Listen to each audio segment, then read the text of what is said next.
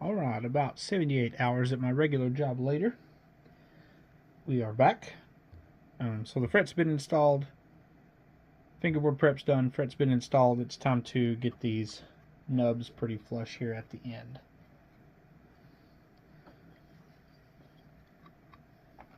So I'll start out by just knocking off the super sharp areas.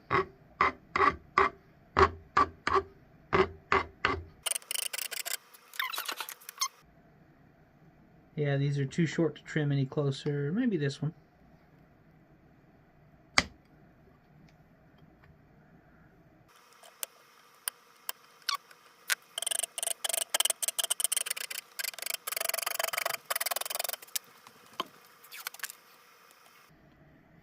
Put down just a little bit of tape to make sure that I don't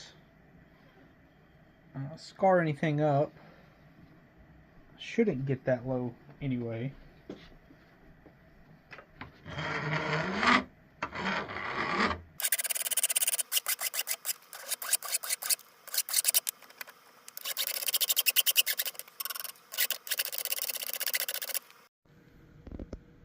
Okay, my goal here was to have just barely made contact with the ebony.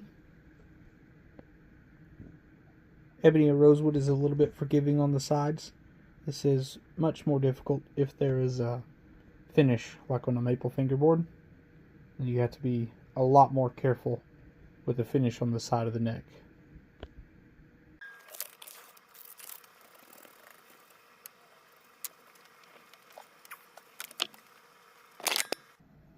I'm going to turn the vise so you get a little bit better view.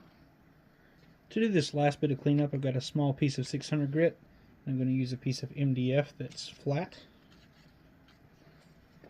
And I'm just going to very gently hit the last little bit here.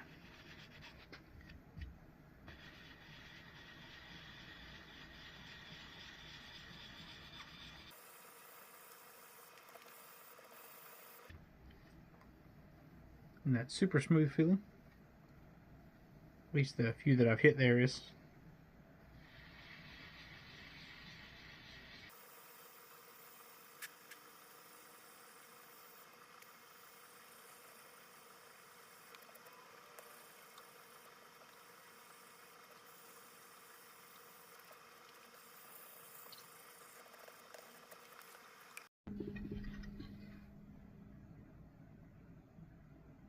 Okay, that's the one side cleaned up. Rinse and repeat for the other. Okay, this is just a preference thing for me, but I don't like to do a really steep angle on the side. I like to leave some real estate on the fret for extra room on the playing surface. You have to sort of balance that with how much the player is going to feel as they navigate the neck. I don't really have a guide for this. I sort of do it by hand.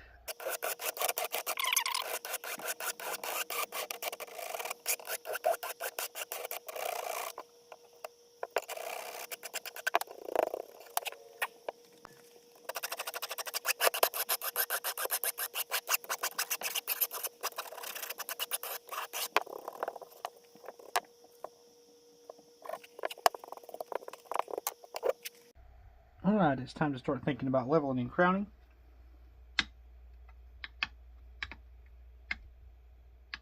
Just do a really preliminary check and see roughly where I'm at, how bad things are going to be.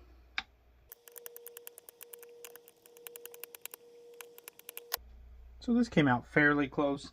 There's not a huge difference in a lot of them, but several places that are not perfect, which is expected. I'm marking up the tops of the frets, sort of as witness marks.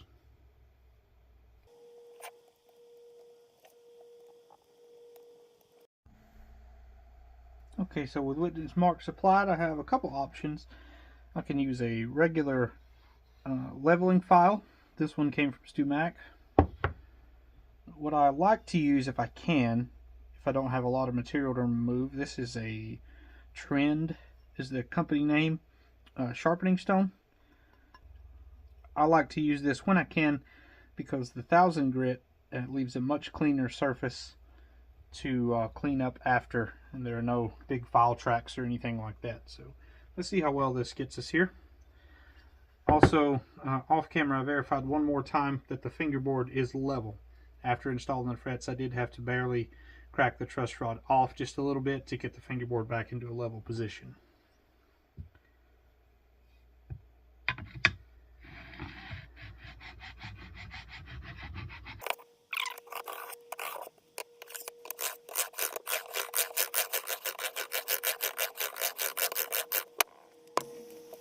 Try and show you a few things that you see. These frets were in really good shape as far as being level, but you can see you've got sort of a low spot there, right here, sort of a low spot right there, another up here, and you can see throughout that there's a handful. So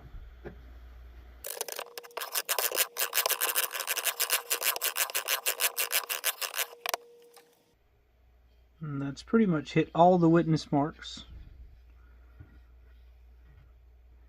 up until the last handful of frets here. So they must be just a little bit low. What I'll do is focus on this back part of the neck now, from the end up into about the 14th or 15th fret.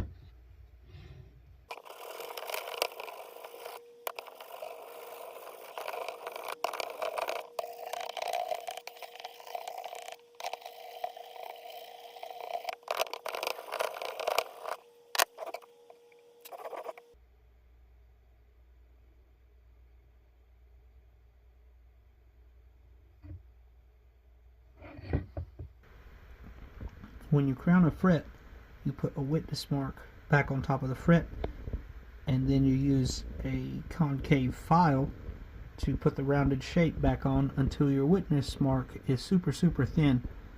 And the material that I've taken off of these frets is already about as thin as the witness mark I would leave after crowning.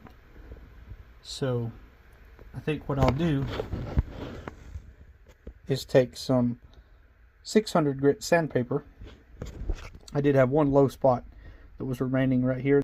This will be about over the 3rd or 4th string on the guitar, and the body joint is here. So I don't see very many players going up this far, and I don't think it's worth chasing down that tiny low spot. So yeah, I'm going to take some 600 grit, and I'm going to clean up the tops of these. You just sort of use my finger to round this over. And that's going to be as much crowning as I think I need to do to this neck.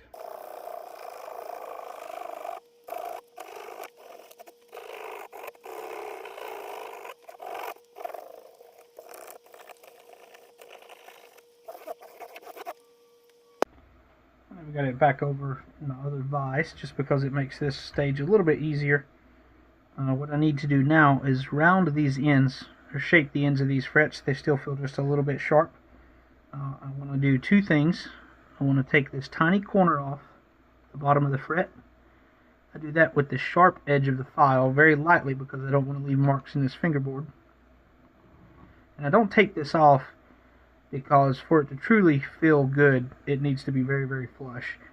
And a layer of tape would not feel flush at all. So you have to do this to the bare wood. In my opinion, you do anyway. It's just the way that I like to do it here. So I'll take off this. So I'm trying to do two things. Take off this corner, this little sharp corner on the side of the fret, on both sides.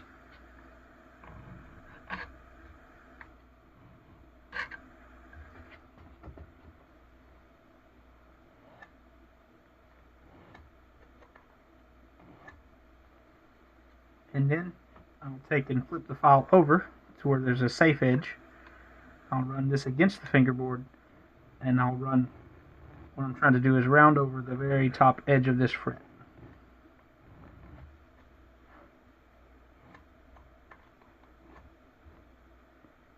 So before, when I installed the frets, I wanted this edge of the fingerboard very sharp, but that's sharp enough that you can actually feel that. So I'll take this edge of the file that is not safe, and I'll just sort of work it. And what that does is create a very light round over, and that makes it much more comfortable as the as your hand glides over this. So I'll take the time to do this to all these frets and all the fingerboard edges, and we'll come back.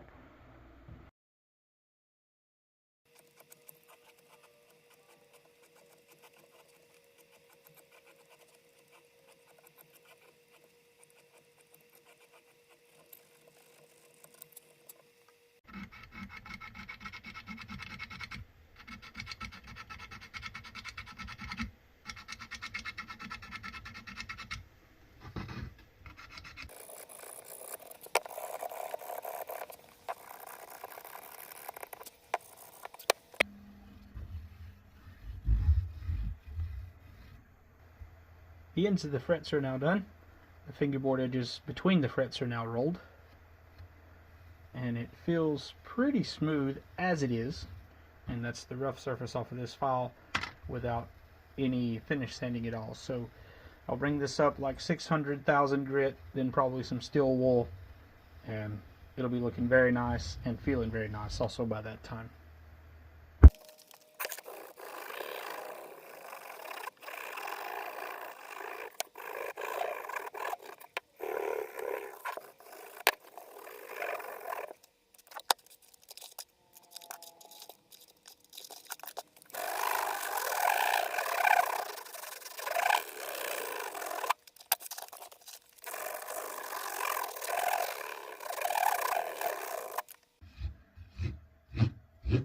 Alright, I don't think I had the record button pressed, but all I did was go over this with some steel wool in the direction of the wood grain. People have pretty strong opinions about steel wool. Just know the risks about it. Keep it away from electronics. Keep it away from 9-volt batteries, especially in the trash can that can start a fire pretty easily.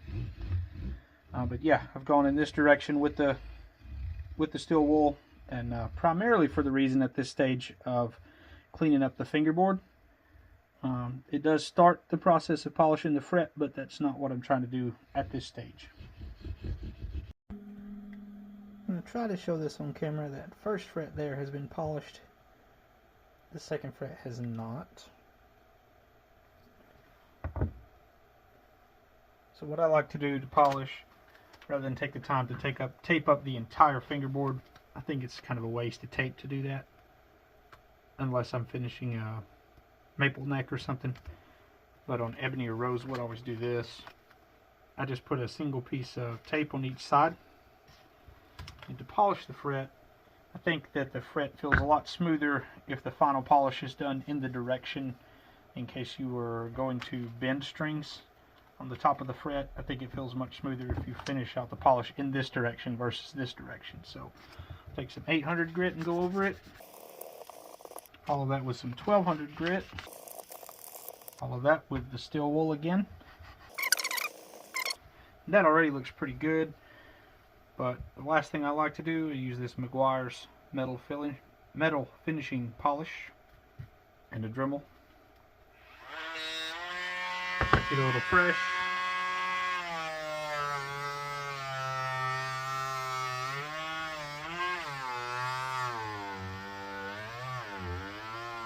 Go over the fret. Take a piece of cloth. This is a cut up t-shirt that's been featured throughout this video series. Get all that off. And when you pull it, you got a nice polished fret and no trash or anything around the fingerboard.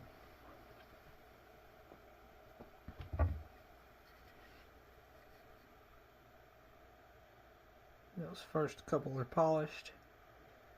You can see the remainder are just a little bit more dull.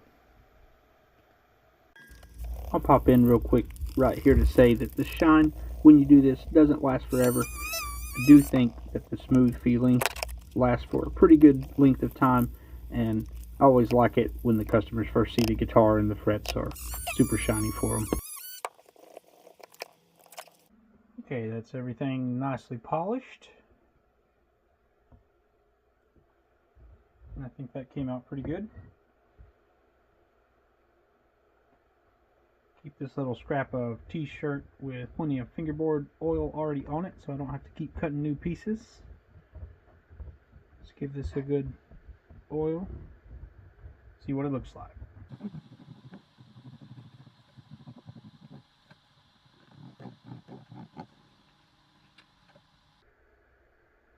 Very happy with how well that patch was hidden.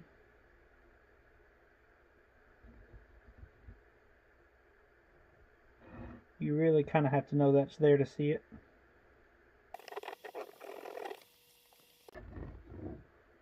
Pump off the extra.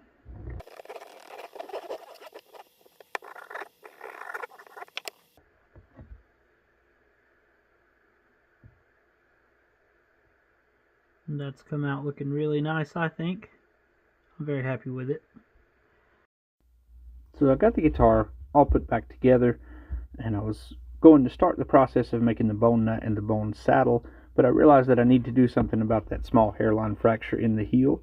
So what I'm going to do is end the video here for this week, and I'm going to pick back up with a small repair to that neck heel, and hopefully making a bone nut and bone saddle, and we can finally hear this thing. Thanks for watching. Y'all have a good day.